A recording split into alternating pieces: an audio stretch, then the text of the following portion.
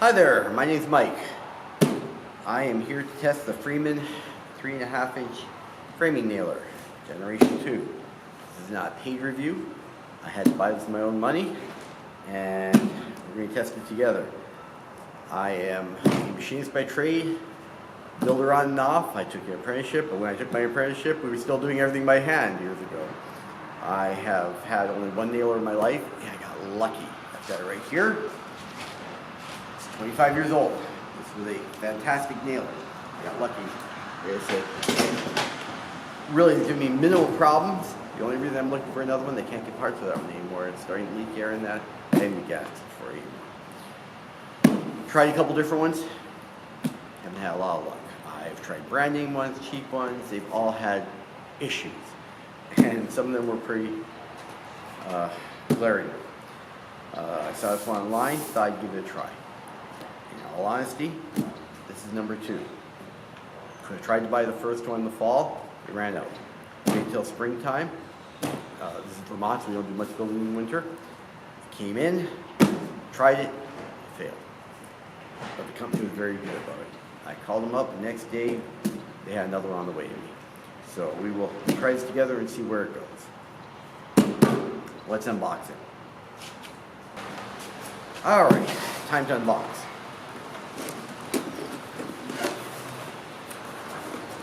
Let's see what we got here.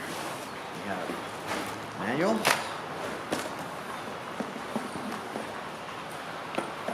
accessories, gun. All right. Advertising, 21 degrees, full round head. Don't use an oxygen.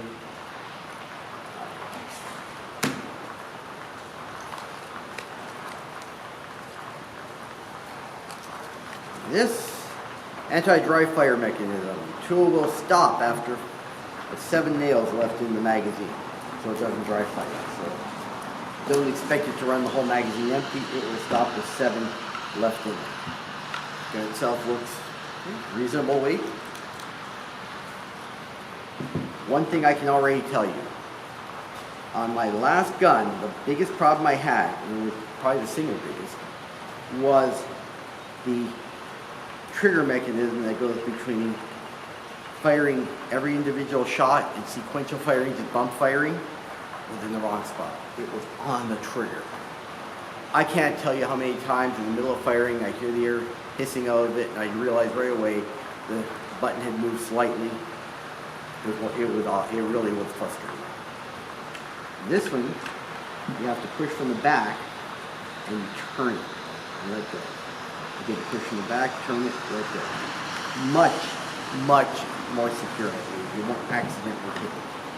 So, let's see what they give us for spares, parts, pieces.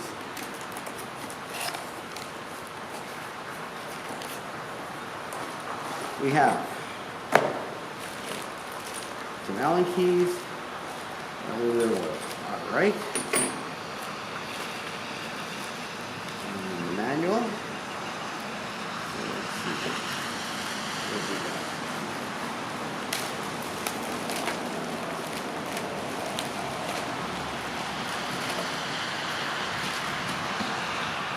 Forward, the 2 model covers the clip head model, the full round head. This is the full round head model. Safety, safety, warranty. It's supposed to have 7-year warranty on it. As I said in my opening, this is gun number 2. The first one did fail, but in all fairness, they sent me a new one right away.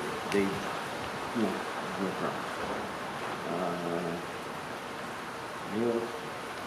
Forward, loading, forward. Air pressure. The first time you set it up, it says between 90 and 95, and then you can adjust the pressure up and down. See where it goes. All right.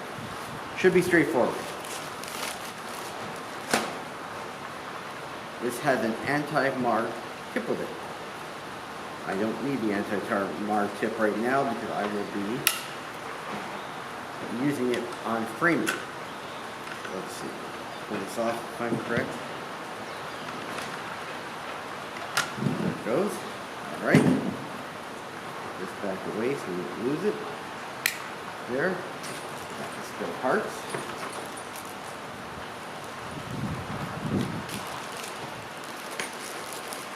Take out my oil. I always put a couple drops.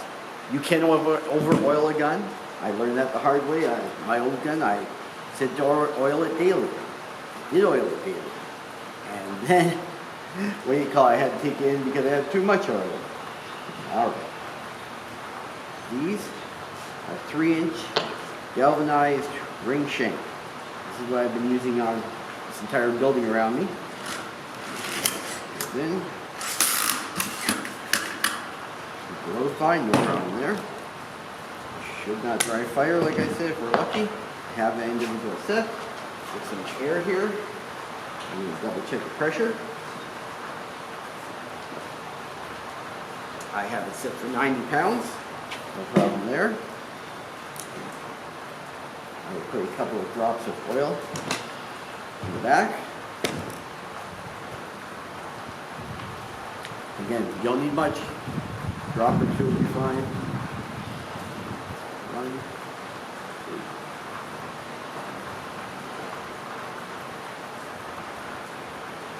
Go back away so I don't lose it and drop it.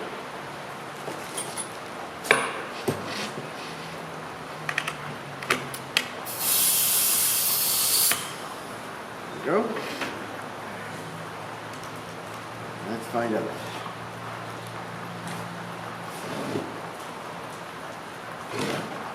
Some 2x4 regular stud lumber.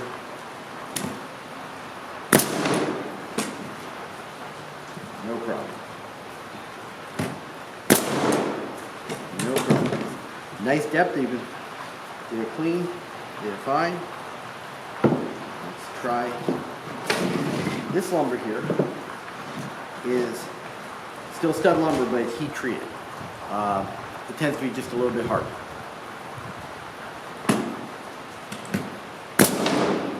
Yeah, not put in all the way. Didn't put in at all almost. Make sure my pressure's still good. It is. See what's happening here. I'm going to move over slightly because it seems to be bouncing a bit here. Let's try it over top of something more solid like the actual sawhorse. A little better. We go a little deeper, but that's better. It's solid. Bouncing too much there. Alright, let's see if we can set it for just a bit deeper or crank the air pressure a bit. Which one? Try the air pressure a little bit.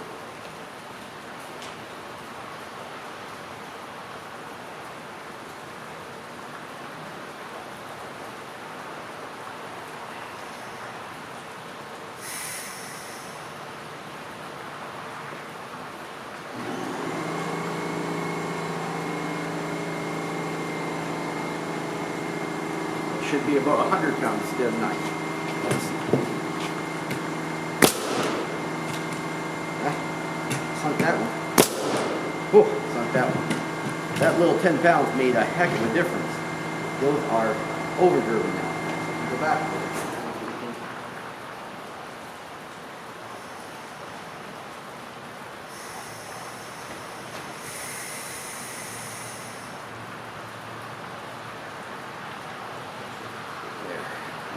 Between 95 and 100.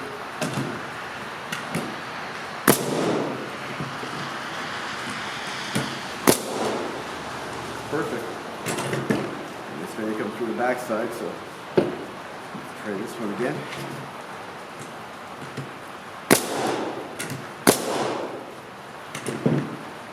A little overdriven, but not bad. Not bad. Going through until see if the nails stop going. Let's try the anti-dry fire unit, see if that works.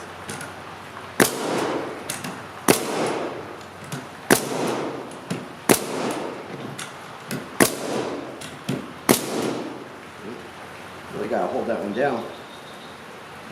If it bounces at all, it doesn't mean.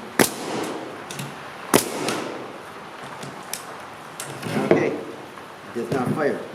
I've probably got 5, 7 nails left in it.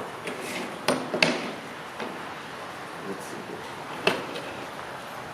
This is the biggest problem I have with guns.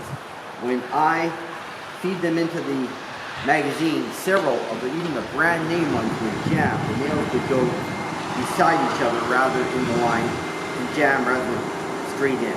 Particularly on the smaller size nails, which probably would be next. The bigger ones it was not bad on, but when you got the smaller ones, because they were smaller width, they would jam beside each other and jam in the magazine. Let's just try some of these and see how we do that. 2 chunks of rack here. Alright. No problem.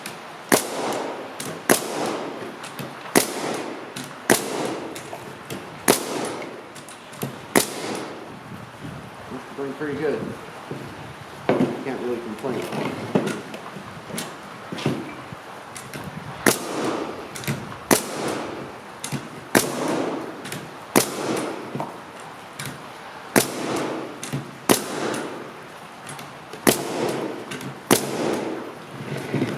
Can't complain about that.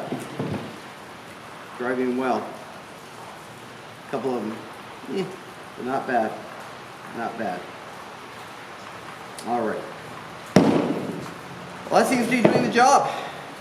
I can't complain about it. It's reasonable weight, putting them in well. It does have a tool adjustment for how deep you put the nails.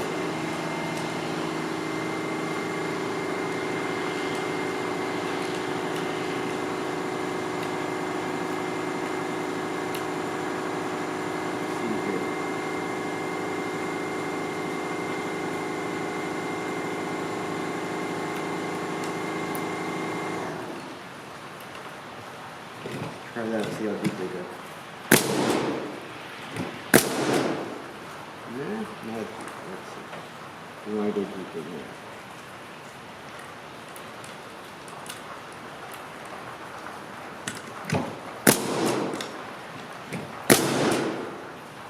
Seems to be doing the trick.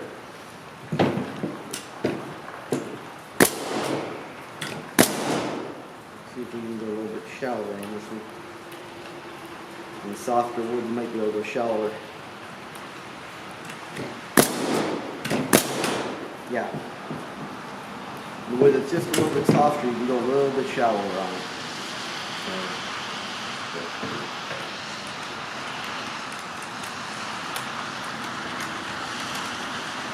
Seems to be working.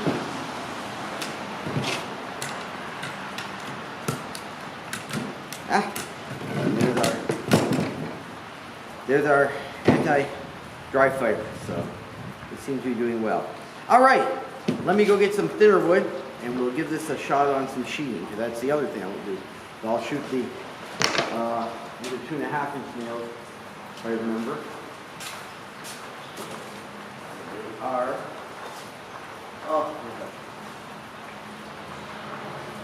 there's 2 3/8 nails. So we will try the 2 3/8 nails next and see how it does on those. All right, let's try some smaller nails, some 2 3/8 and some sheeting. So let's see here. If we unload the nails, there we go. Push down.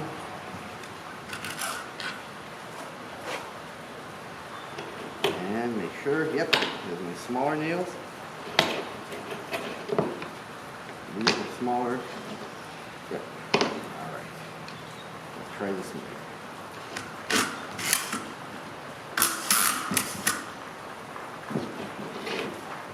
Alright. Let's see what we do here.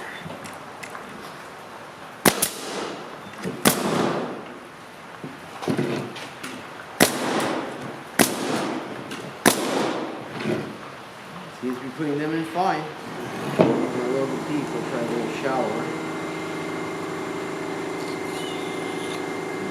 In this direction.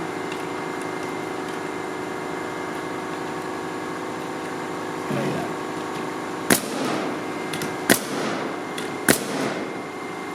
So he's putting them in fine. Maybe a little shallower yet. Oh, that's a shallow good right there. Give it an adjustment. Everything fine. I'm going to put a second rack behind here because, as I said, this is my biggest problem with the other nailers I tried. The nails would jam beside each other, and that was a disaster. Here, while we're doing it, let's try some bump fire. I don't use bump fire very often, but somebody out there might. Let's see what it does. Try this one first.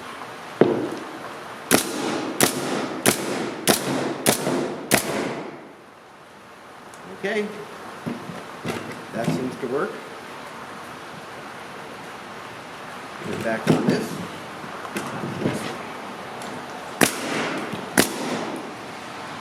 Go a little deeper. Again, this is harder wood. This kiln-dried wood, it's not hardened, it's just a dry, heat-treated wood, and it seems to be much harder. I do not know why or how, but it is.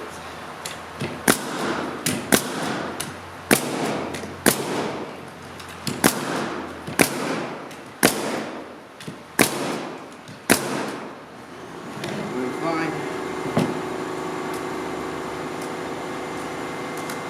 And we are into the new rack of nails, and it didn't have a problem jamming between them, so.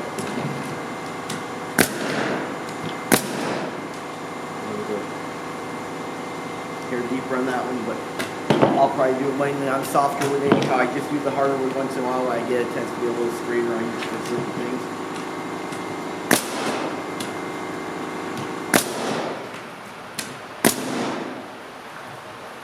There you go.